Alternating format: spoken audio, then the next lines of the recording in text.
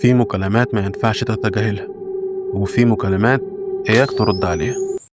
سنة 2004 في العمرانية والساعة 2 بالليل فجأة التليفون الأرضي بتاع البيت بيرن. الأم قامت من النوم ترد، وقبل ما تنطق بأي كلمة سمعت صوت ابنها محمود اللي مات من سنتين في حادثة عربية. قال بصوت هادي وبارد: ماما، انت وحشاني جدا، الجو هنا بارد قوي.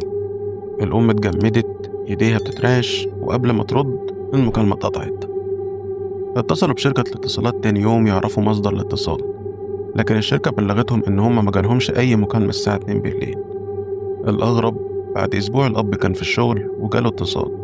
فتح السماعة وسمع صوت نفسه، الأب نفسه بيصرخ في المكالمة وبيقول: الحقني قبل ما يفوت الأوان.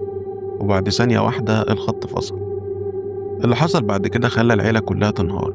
كل كام يوم المكالمات دي تتكرر ونفس الأصوات. وفي آخر مكالمة الأم سمعت صوت العيلة كلها بتستغيث وعايزينها تساعدهم، والمكالمة تقطع. الموضوع استمر لشهر وفجأة ما عادش. لحد النهاردة الموضوع ده ملوش أي تفسير.